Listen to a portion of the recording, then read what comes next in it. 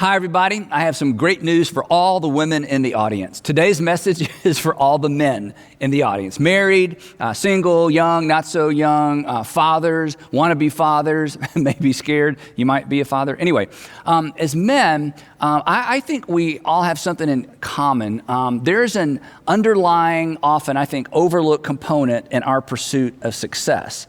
And to be clear, I don't think this is unique to men, but the successful women I know seem to have a way better handle on this than most of us do. And this unspoken, sometimes unrecognized component to our quest for success is this word, autonomy. Autonomy. There's something, I think, in most of us that wants to be self-governing, right? I mean, after all, to some extent, it's the American dream, or at least the way the American dream has been presented to most of us. I think for most of us men, it's pretty much our definition of success, right? I mean, to do what I want to do, when I want to do it, and to have enough money to pay for it. I mean, it's an alluring goal to be sure. And I think in addition to our ego, I think some other things fuel this. First, we've seen it. And since we've seen it, we can't unsee it. I mean, think about it. Most of our role models appear to be completely autonomous. Our corporate heroes, athletic heroes, the arts, I mean, they all appear to operate unfettered by financial or sometimes even relational restraint. But for you, there may be even more to it. Maybe for you, there's something else that fuels your quest for autonomy. Maybe it was the way you were raised. If you grew up in a home where money was always tight, if you spent a season or two living with relatives or maybe worse, autonomy may not feel like a nice to have for you. For you, it's a must have. The thought of returning to that or putting your family through that, well, for you, it's terrifying. It's motivating. Again, it's not a nice to have. For you, it's a must have. You don't ever want to have to depend on someone or something else. And then, woven into all of this is an assumption that I think most of us share. And here's the assumption. The assumption is, I can handle it, right? I mean, you're absolutely confident that you can handle it. If it ever happens for you, you're ready. In fact, this is why we're so baffled by stories of men who've made it and then turn around and make decisions that undermine their success, that undermine their autonomy. Men who become their own worst enemy after they've accomplished so much, after they've acquired so much. But here's what we think. We think, not me. Right? When I get my chance, I'll get it right. Once I can call my own shots, I'll call all the right shots.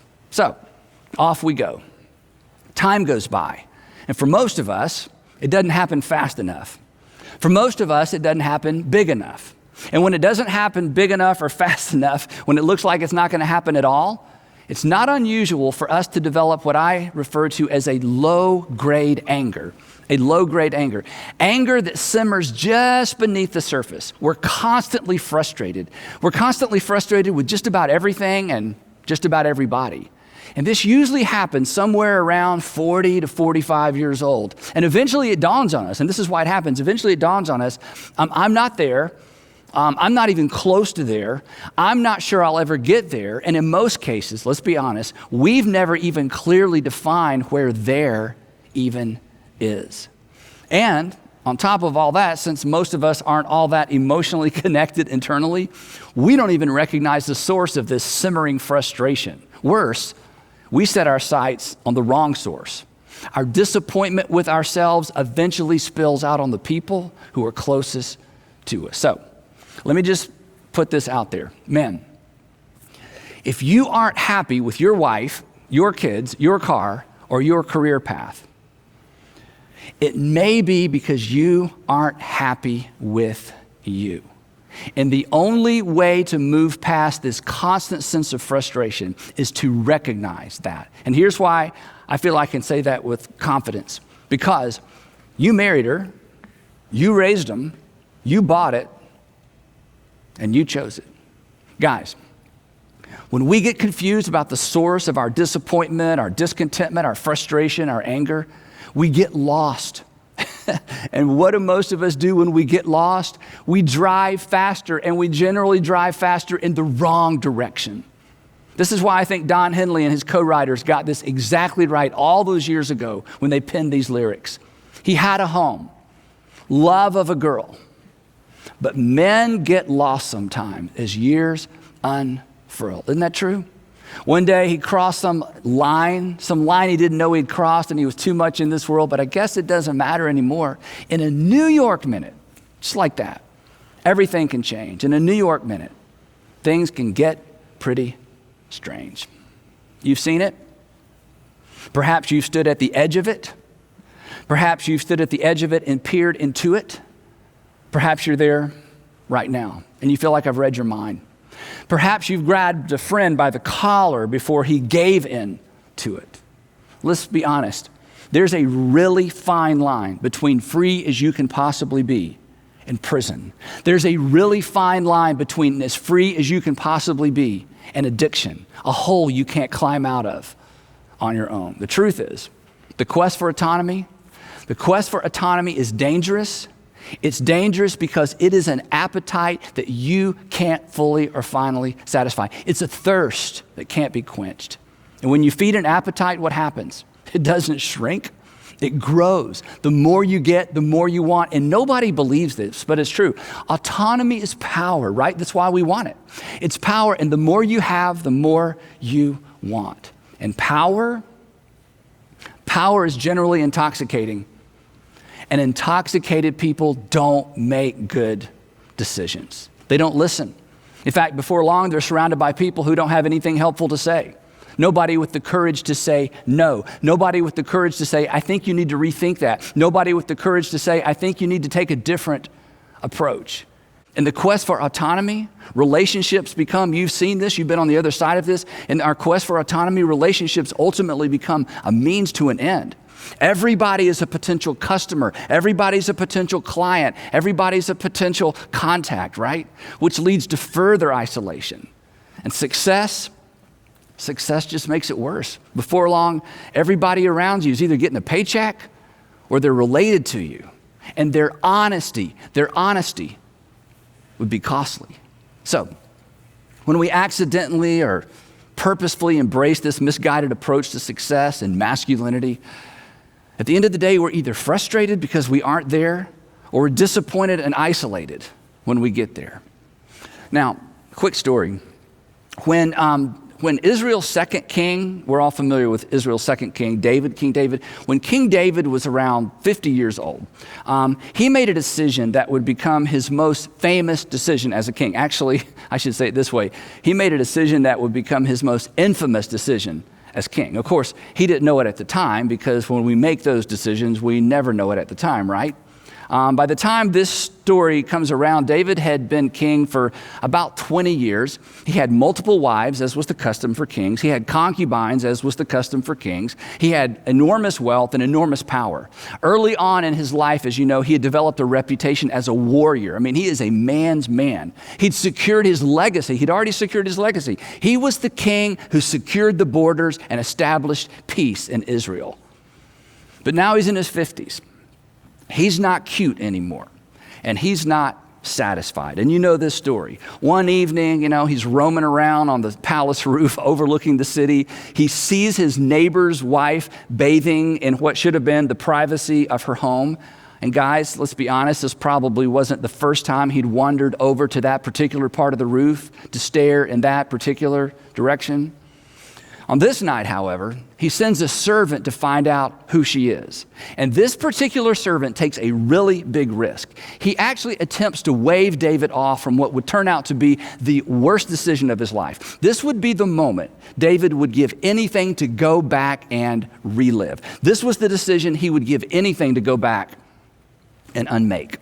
When the servant returns, he chooses his words so carefully. Here's how he reported back to King David. Here's what he said.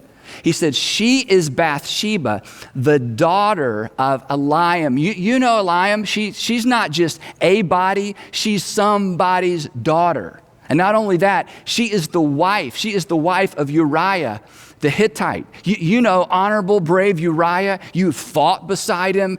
He's risked his life for you. In fact, he's camped out in the mud right now, risking his life for you right now. It's that Uriah.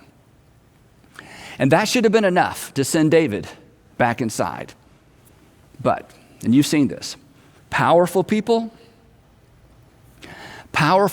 have a very difficult time listening to payroll people, don't they? Then David sent messengers to get her. I mean, what could they say? What could she say? He's the king. And you know the story. David and Bathsheba spend the night together, probably more than one night. She becomes pregnant. She sends a message to David letting him know, and David does what he's now in the habit of doing. He powers up. He powers up and he comes up with a plan, because at the end of the day, he is going to control the outcome. Control the outcome. He allows Bathsheba to know what his plan's all about. He informs her of his plan, and apparently she decides to play along. Then he sends a message to Joab, his military commander, who is with Uriah, Bathsheba's husband, on a military campaign. David tells Joab, send Uriah back to town with a progress report on how things are going with the siege. When Uriah shows up, Uriah gives David the update, and then David smiles and encourages Uriah to go on home to his wife. And Bathsheba was expecting him. And I'm sure, I don't know, but I'm sure as Uriah leaves the throne room, David congratulates himself on controlling the outcome. But you know the story. The next morning, he gets word that Uriah didn't go home. Instead, he did the honorable thing. He slept at the entrance of the palace with the guards assigned to guarding David. And David can't believe it. So he sends a messenger to get Uriah before he leaves the city. And when he gets there, David says, haven't you just come from a military campaign? Why didn't you go home? Now, Uriah knows what David's getting at, and listen to his answer. He said, here's why. Because the ark and Israel and Judah are staying in tents, and my commander Joab and my Lord's men are camped in the open country. Hey, my friends are living in mud and sweat. They're eating whatever they can carry or kill. And then he says this, how could I do that? How could I go to my house and eat and drink and make love to my wife? As surely as you live, I will not do such a thing. Now, gentlemen, there is a man to take our cues from. Free to go, but out of respect for God and his brothers, he just said no. That's who your wife, that's who my wife hopes she married. That's who you want your daughter to marry. Single guys, that's who you should strive to become. Back to the story. Well, David is so, put off by all this. He insists that Uriah spend another night in town. He invites him to dinner. He gets him drunk. He points him toward home, and he sends him on his way thinking, surely he will do what I would do if I were him. But Uriah isn't David. David has lost his way, and he's nothing like Uriah. But in the evening, the text tells us, Uriah went out to sleep on his mat among his master's servants. He did not go home. Guys, when your kids, when your friends, when your wife tells your story, what story do you want told? I've told you this before, but it bears repeating. We write the story of our lives one decision at a time. And certainly some decisions are more important than others, but every decision becomes a permanent part of the story of our lives. And like Uriah, and Jesus talked about this as well, like Uriah, we will be unable to save our lives at some point. But we can preserve our legacy, and we can ensure that our story is a story worth telling. Well, now David realizes that he's been outmaneuvered. And what's interesting, he's been outmaneuvered by a man who didn't even know he was maneuvering. He was simply doing the honorable thing. So then David does the dishonorable thing, the unthinkable thing. He resorts to behavior that in his pre-king years he would have condemned. He resorts to behavior that everybody condemns. And the interesting thing about it is he's absolutely confident that this will remain a secret. In the morning, David wrote a letter to Joab, and he sent it with Uriah. And here's what he wrote. He said, put Uriah in the front where the fighting is the fiercest, and then withdraw from him so that he will be struck down and die. What can Joab do? David is the king. Joab obeys the king. Uriah is killed, along with several of his sword brothers. And when Uriah's wife, Bathsheba, heard that her husband was dead, she mourned for him. And then, after the time of mourning, when it was complete, David had her brought into his house, and she became his wife and bore him a son. But the thing that David had done displeased the Lord. And everybody knew. This was planned in secret, but it did not remain a secret. Here's one of the things we can't understand completely because we live in such different day and age. In households run by servants and slaves, there were no secrets. For household slaves, information was currency. The only person in the dark was David. And what David didn't know was that he, with this one decision, had permanently undermined his credibility and his legacy. Think about this. What else do you know about King David? Not shepherd boy David, King David. And unfortunately, this story is pretty much it. This event marked and marred his reputation. But worse than losing his credibility as king, David permanently undermined his moral authority with his children. This is so important. This is so important. His affair with Bathsheba did not cost him his crown. It cost him his family, and he paid in that area for the rest of his life. The baby dies. Later, his oldest son, Amnon, rapes his half-sister. David can't bring himself to punish his son. He's so lost. So Absalom, David's favorite son, I think his third son, kills Amnon, his half-brother, to avenge his sister's shame.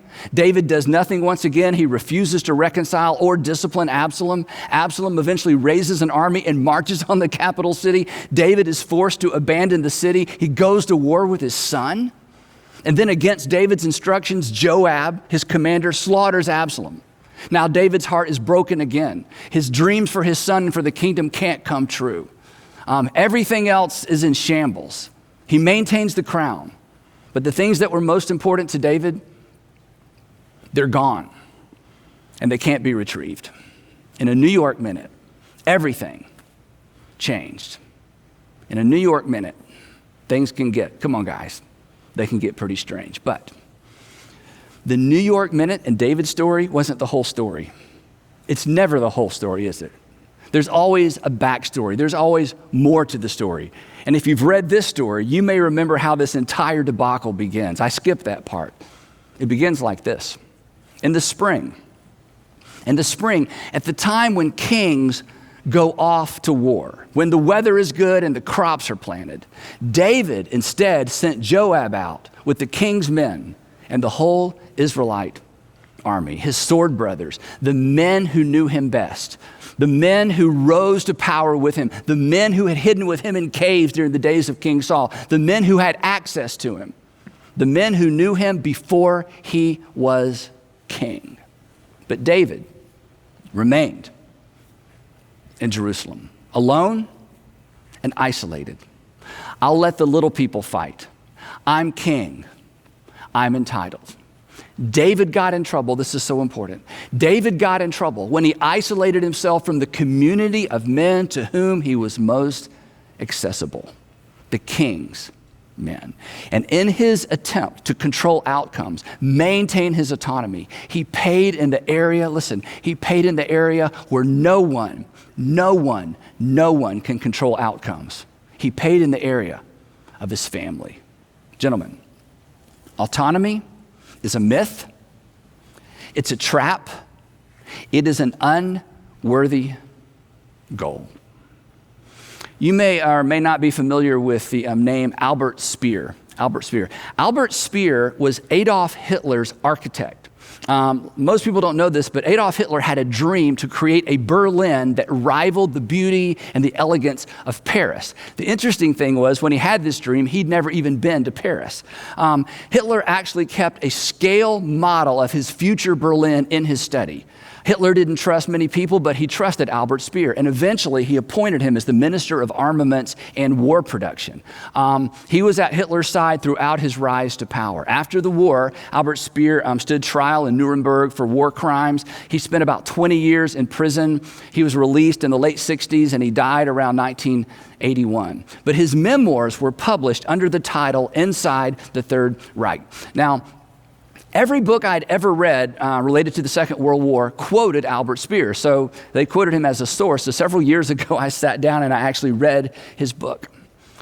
And when I got to page 83 in the version of the book I read, he writes something that stopped me in my tracks. In fact, Sandra and I quote one of these lines so often, it has become part of our vocabulary. Now, according to Speer, Hitler knew nothing about his enemies and refused to listen to anybody. He trusted his inspirations, no matter how contradictory his inspirations were. In fact, Speer says that Hitler's inspirations were governed by extreme contempt for just about everybody.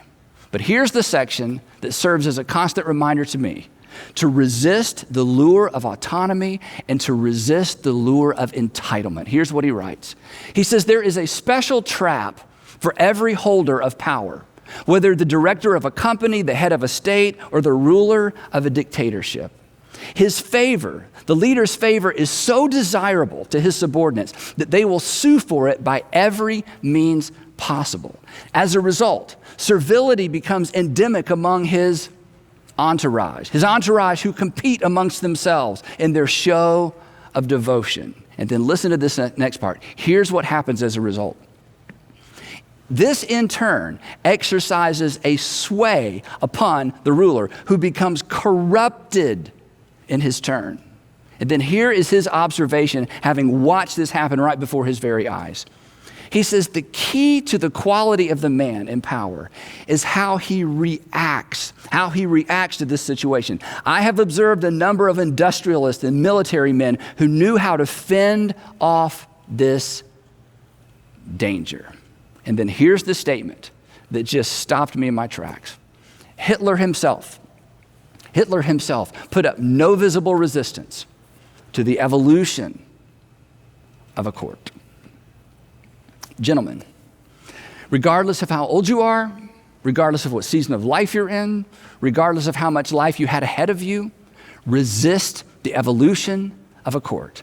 Resist the evolution of a court. People who will tell you what you want to hear rather than what you need to hear. Resist the isolation and autonomy that comes with success, because it always follows on the heels of success. The isolation that almost always follows on the heels of great achievement. Give people who don't work for you and who don't need anything from you access to you. And here's why. You were not created for autonomy. You were not created for autonomy. It is a myth, it's a trap, it's an unworthy goal. It will leave you isolated and vulnerable. You may not lose your crown. You may not lose your crowning achievement. You may not lose the tangible rewards of success. But you may lose your soul. You may lose your legacy. You may lose your family.